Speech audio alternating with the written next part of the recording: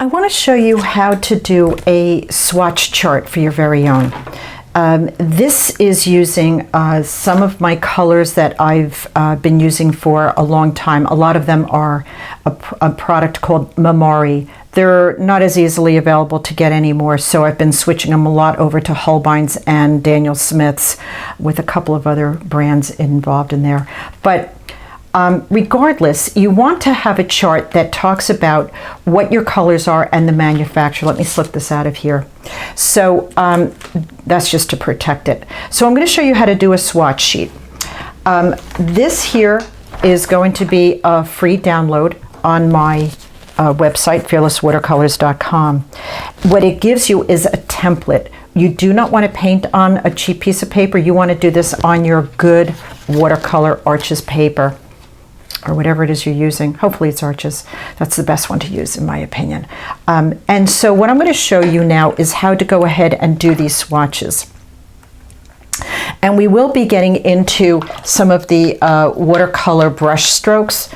If you guys have been watching videos, you'll sort of probably know that a lot of that exists out there. I'll just be teaching you a few basic ones. This is now a wet area, okay? This is my Daniel Smith Cascade Green.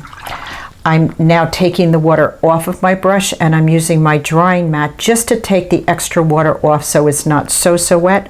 And I want to tip, okay, my brush is just touching that color.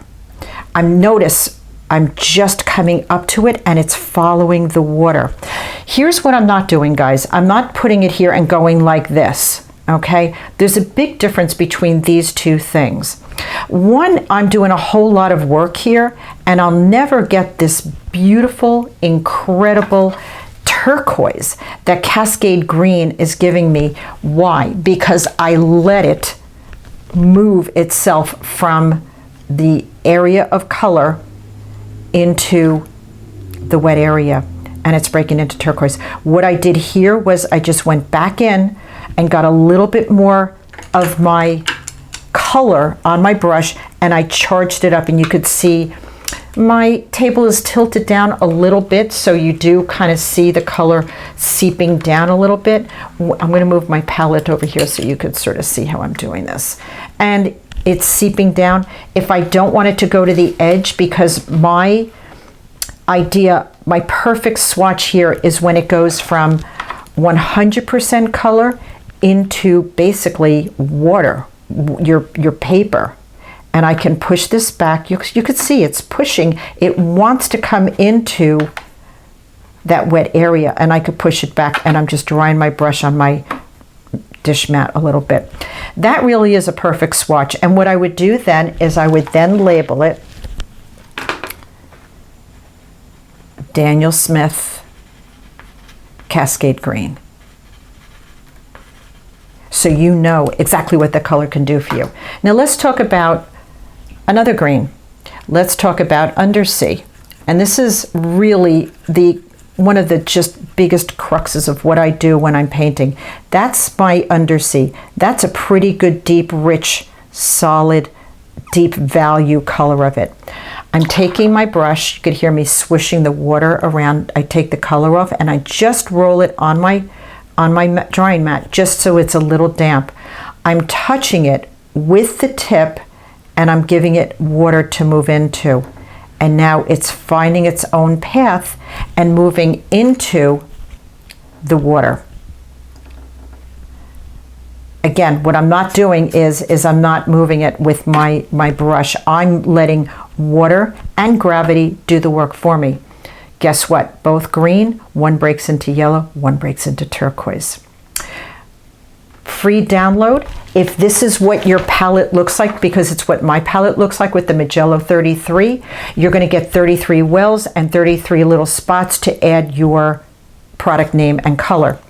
If your palette is something other than that, then by all means, make your own up. Don't use this one. Find one that works for yourself and works with the palette that you have. I'm not really a big user of a lot of the big palettes with all the mixing area, because I tend to mix on the paper. So for me, that doesn't work. And I'll just show you one more little trick. I'm just adding a little bit of water this way, and I'm going to push that color back so that it flows back into the area that's a little drier. I'm just giving it a little nudge. And that's when you really see what your colors can do for you. I'm going to show you one of my favorite colors to use. It's called Shadow Violet. Shadow Violet is just this beautiful, it goes on looking really dark, murky, muddy color, and you'll be like, Jan, why would you ever use that color? Because it's really not a big part of how I paint, is with those kind of colors. But I want to show you, and this is a perfect example of, again, you heard me swish my brush. I dried it a little bit on my drying mat. I'm touching it with a little bit of water on my brush. And I'm just giving it a little bit of a damp area to break into. Sometimes you have to go back to the top and recharge just that top. You see what happened? How it moved? If you tip it with a little bit of gravity, it's going to move into your water. Look, I have no water there, so it's not moving. Ah, now it's moving.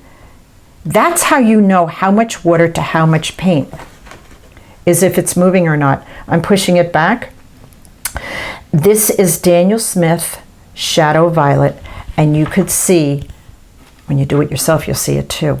It's actually breaking into violets, blues, and pinks. I use this for my shadow areas, like on the sides of buildings and whatnot. It's just a great color. If I took this color, I'll show you again, and I were to just paint this swatch, mud, not nearly as exciting as what's happening here. So these swatches are an opportunity for you to really learn how to move your paints with the two magic ingredients, water and gravity. Go try it and let me know how you do.